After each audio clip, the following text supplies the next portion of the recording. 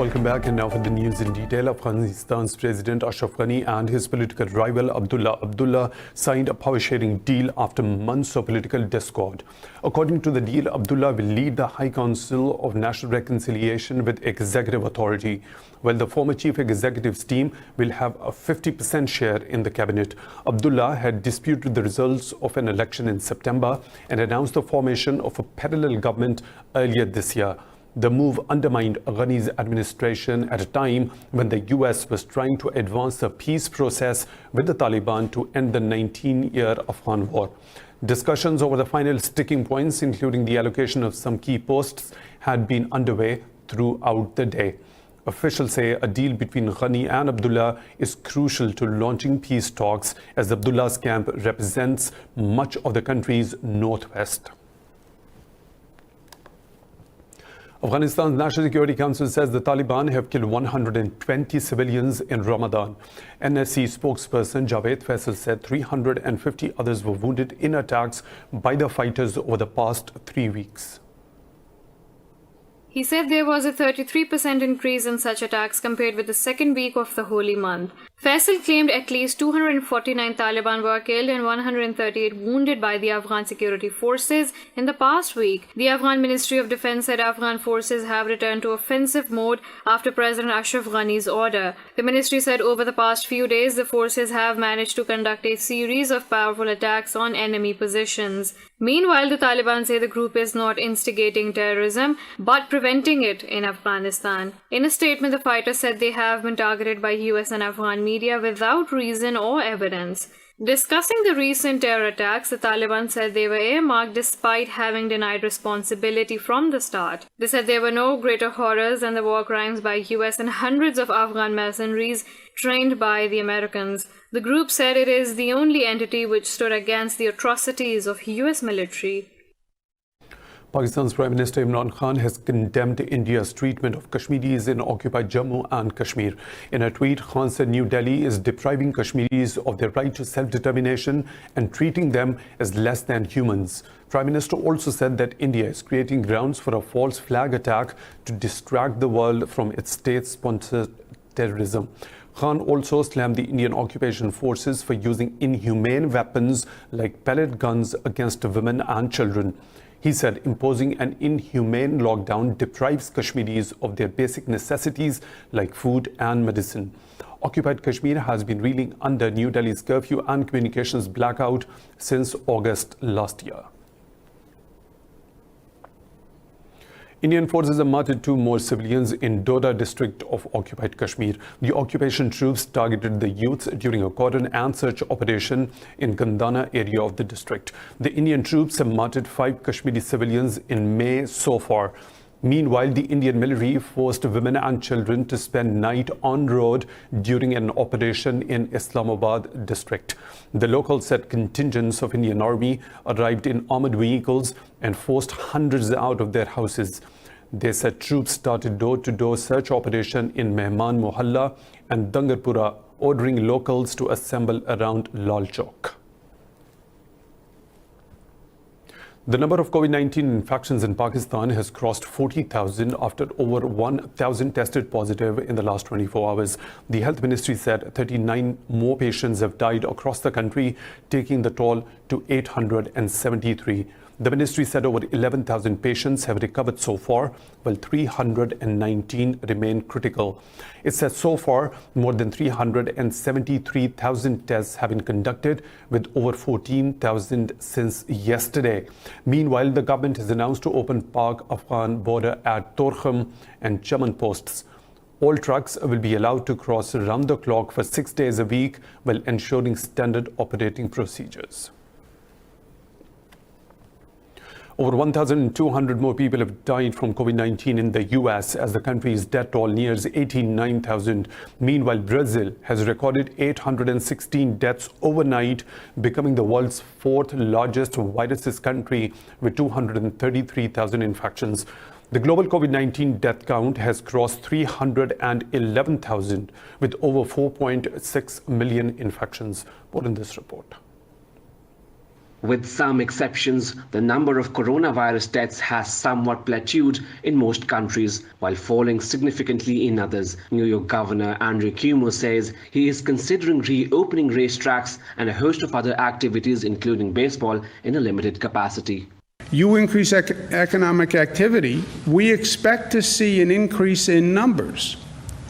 We don't want to see a spike. Well, will there be a spike? It depends on how people react, and it depends on their personal behavior. Are they wearing masks? Are they using hand sanitizer? Spain's government says it will extend its state of emergency for the last time until late June. Italy says it is taking a calculated risk as it moves to further ease its coronavirus lockdown measures.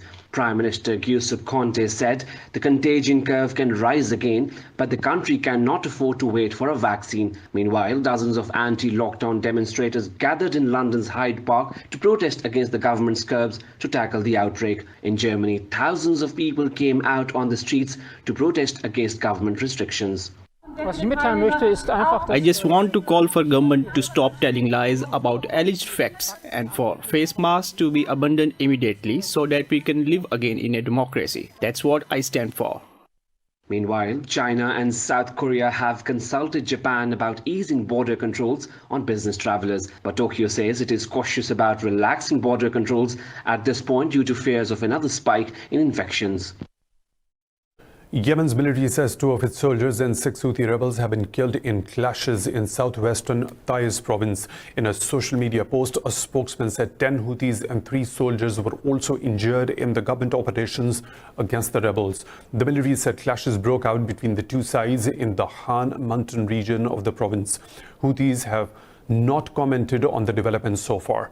Yemen has been beset by violence since 2014 when the Houthi rebels overran much of the country, including the capital Sana'a. The crisis escalated in 2015 when a Saudi-led military coalition launched an air campaign aimed at rolling back Houthi territorial gains. Libya's military says it has destroyed a Russian-made Pantsir air defense system deployed by renegade General Khalifa Haftar. The spokesperson said the Pantsir system was provided by United Arab Emirates to the key Al-Watia air base.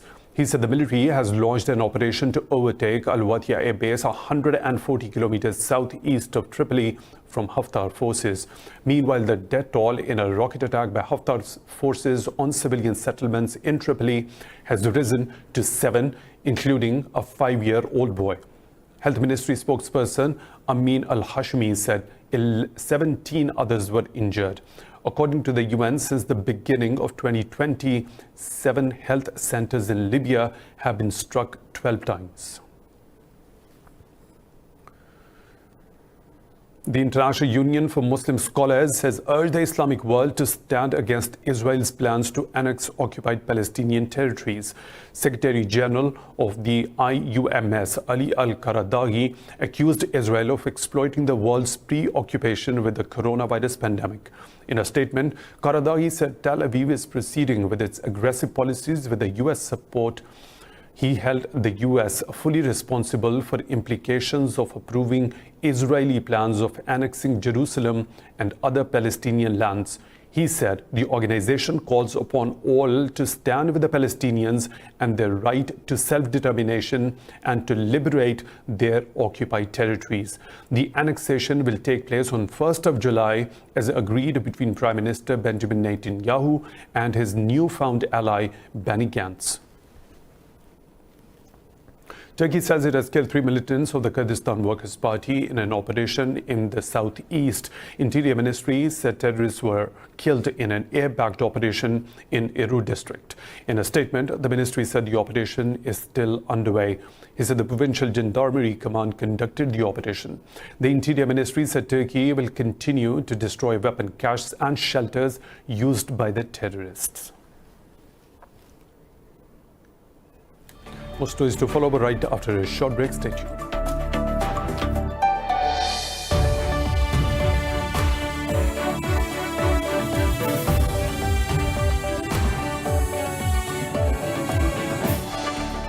Welcome back. 134 migrant workers have died across India in the last 54 days due to COVID-19 shutdown in the country. Yesterday, 30 migrant workers died and dozens of others were injured in a road accident in the northern state of Uttar Pradesh. The Indian media showed majority of these deaths occurred in the third phase of the lockdown. It said at least 96 migrants died in 19 different incidents on the roads and railway tracks since May the 6th. Meanwhile, another 15 migrants sustained injuries after the bus overturned in Jalpaiguri, West Bengal. Millions of laborers are still stuck at the interstate borders, facing food shortages and financial crisis. The Health Ministry has recorded over 2,800 deaths and nearly 91,000 coronavirus infections so far. An Indian community leader in New Zealand has lost his membership in the Association of the Honorary Judicial Officers over Islamophobic posts on social media. An Indian diaspora newspaper in Auckland reported Kantilal Babai Patel called for the economic boycott of Muslims in India. Talking to media, the vice president of the association said they received a complaint and it was investigated. Vice President Anne Clark said Patel is no longer a member of the Wellington JP Association. She said the organization has referred the matter to the national body and asked them to consult with the Ministry of Justice. Earlier, several Indian nationals in the United Arab Emirates and Canada were sacked from their jobs over anti-Muslim social media posts. In the US, 11 firefighters have been injured in a huge fire and explosion in downtown Los Angeles. According to the local fire department, 3 firefighters suffered critical but not life-threatening injuries. A police spokesperson said the fire was knocked down in about 2 hours. Over 230 first responders were at the scene that turned into a major emergency after a big explosion. The cause of the explosion remains under investigation as it damaged one fire truck when fell debris on its floor. No civilian injuries have been reported so far.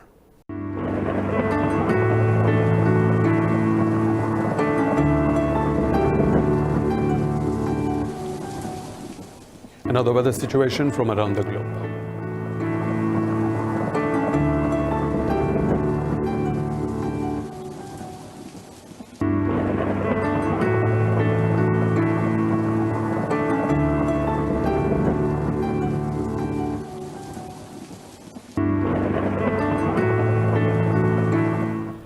And that's all for now. For the latest updates, you can follow us on social media at Indus News.